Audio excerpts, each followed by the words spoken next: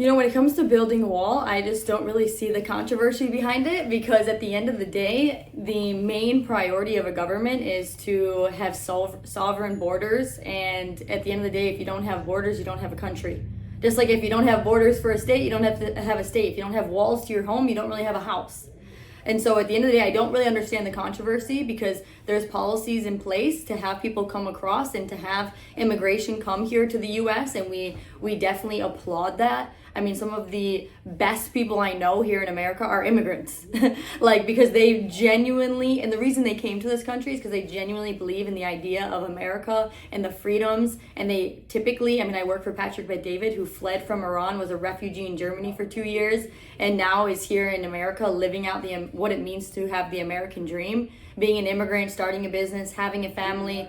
But the beauty behind that is he loves America.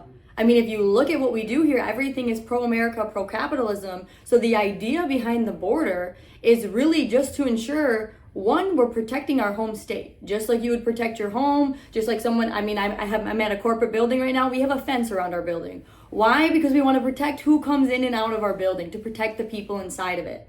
And therefore, for the country to have the border and to have the wall, I think the stats show itself, right? When you look when Trump was in office, of course, the numbers drastically decreased for the illegal immigration that was coming across the border.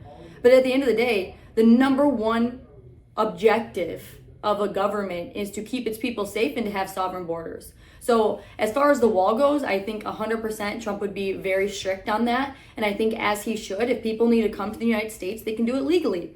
If you're here in America and you talk to legal immigrants, which I work with many of them, I would say probably 30% of Valuetainment, if not higher, are immigrants that came here to America from all different countries. And you know what the number one thing they say? They had to do it legally, and therefore everyone else should too. It took them years to get their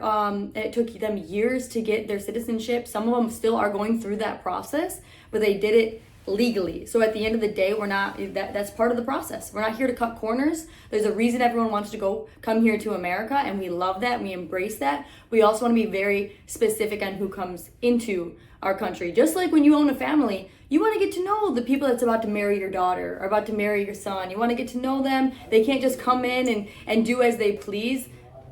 The same thing with the country. So I genuinely don't understand the controversy around building a wall. You go, and just one last example. When you go to richer neighborhoods, they're typically a gated community. Like Nancy Pelosi, like a lot of these famous politicians, all these celebrities, they live in a gated community.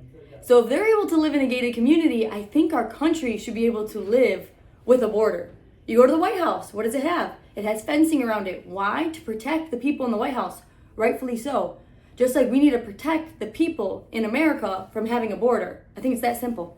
One last thing when it comes to a border from a business perspective. When you're hiring someone, you do a background check, a resume, they go to interview. They have if you're hiring it or interviewing at Valuetainment, there's multiple people that are going to interview you.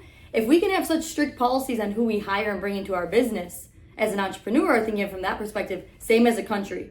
America is our business. We need to check the resumes, the background checks, and doing all of that for those who essentially want to apply to be citizens of this country, same as in a business. So the more filters you have up front, the better quality people you're going to bring in. And at the end of the day, that's what we want, right? We want freedom-loving immigrants that want to become Americans, meaning they want to instill the culture, the ideals, the values, the principles of what it means to be America and simulate into that.